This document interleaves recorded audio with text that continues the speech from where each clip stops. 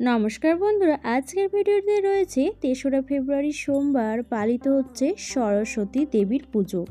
এই দিনে অনেক ভক্ত এবং এই দিনে সকল ছাত্রছাত্রীরা মা দেবীর পূজার আরাধনায় মেতে উঠবে। হিন্দু সম্প্রদায়ের মধ্যে দুর্গাপুজো, লক্ষ্মী পুজো, কালী পুজো, কাত্যায়ন পুজো শেষ হলে আসে নতুন বছরের প্রথম দিকে আরও একটি উৎসব, সেটি হচ্ছে বিদ্যার দেবী সরস্বতী পূজা। এই পূজার বিশেষ উৎসাহ থাকে শিক্ষার্থীদের। তারা পূজার দিন সকাল থেকে উপবাস করে থাকেন দেবী সরস্বতী তথা বাগ দেবীর উদ্দেশ্যে অঞ্জলি দেওয়ার জন্য। তাই অবশ্যই আপনারা জানবেন এই অঞ্জলি দেওয়ার সময় আপনারা সরস্বতী দেবীর পায়ের তলা থেকে এই জিনিসটি সংগ্রহ করবেন। দেখবেন আপনার পড়াশোনায় মনোযোগ বাড়বে এবং এই তুলসী পাতাটি আপনারা একটিবার হলেও গ্রহণ করবেন। কিভাবে গ্রহণ করবেন তা শ্রবণ করুন। স্মৃতির শেষে বসন্তের আগমনে সরস্বতী পুজোর দিন গোনা শুরু হয়। শাস্ত্র মতে মাঘ মাসের শুক্লপক্ষের পঞ্চমী তিথিতে পালিত হয় বিদ্যা ও সঙ্গীতের দেবী মা সরস্বতী পূজা। এই দিনটি শ্রী পঞ্চমী বা বসন্ত পঞ্চমী নামে পরিচিত। 2025 সালের সরস্বতী পুজোয় শুভ সময় মাঘ মাসের শুক্লপক্ষের পঞ্চমী তিথিতে পালিত হয় সরস্বতী পুজো। দিকপঞ্জিকা অনুসারে 2রা ফেব্রুয়ারি রবিবার সকাল 9:14 পঞ্চমী পড়েছে। 3রা ফেব্রুয়ারি সোমবার সকাল 6:52 পর্যন্ত পঞ্চমী থাকবে।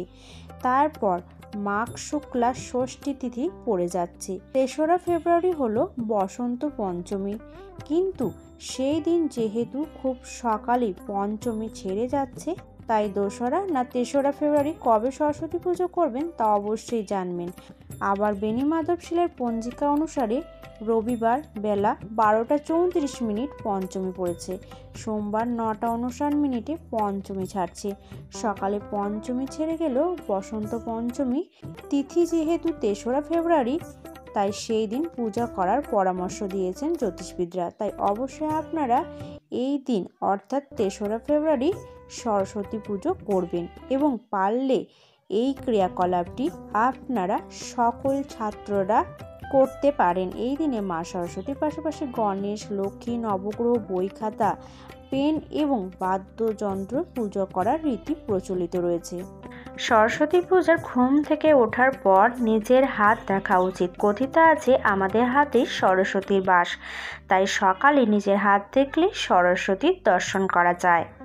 সকালে উঠে স্নান করে পুজোর স্থানে দেবী মূর্তি স্থাপন করে তাকে হলুদ রঙের বস্ত্র অর্পণ করা উচিত।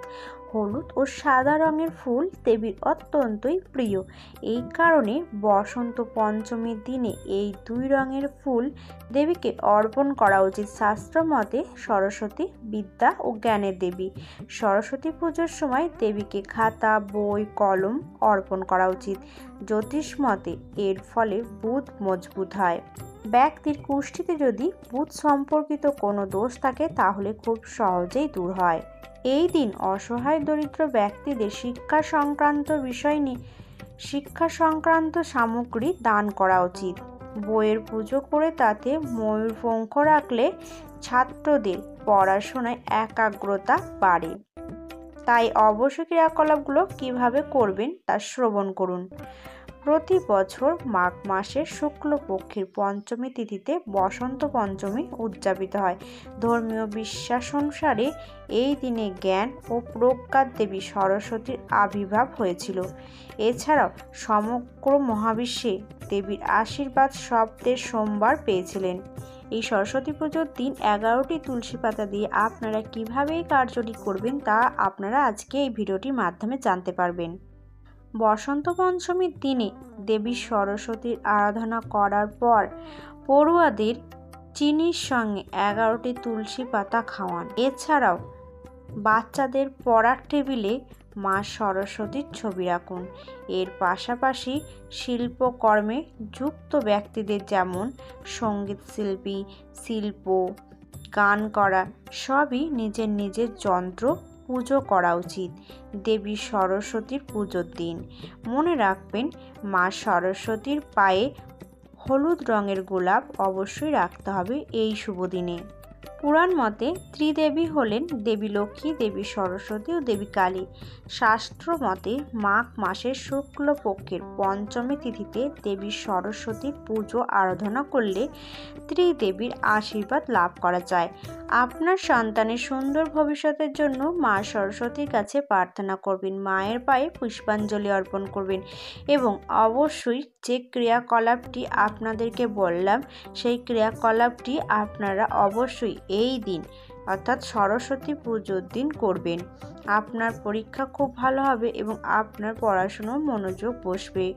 তো এই ছিল ভিডিওটি ভালো লাগলে অবশ্যই চ্যানেলটিকে সাবস্ক্রাইব করবেন এবং লাইক করবেন। কমেন্টে ভক্তি ও ভালোবাসা শ্রদ্ধা দিয়ে জয় মা সরস্বতীর জয় অবশ্যই লিখে দিতে একদমই ভুলবেন না। সুস্থ থাকবেন, সতর্ক থাকবেন। জয় শ্রীকৃষ্ণ।